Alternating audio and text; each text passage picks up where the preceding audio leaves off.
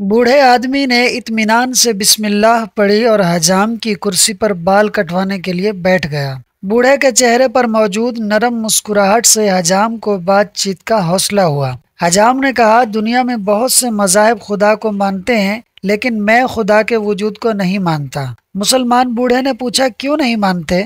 हजाम ने कहा, दुनिया में बहुत परेशानियां, मुसीबतें, बदहाली और अफरा तफरी है। अगर खुदा का वजूद होता तो ये सब मुसीबतें और परेशानियां भी मौजूद न होती।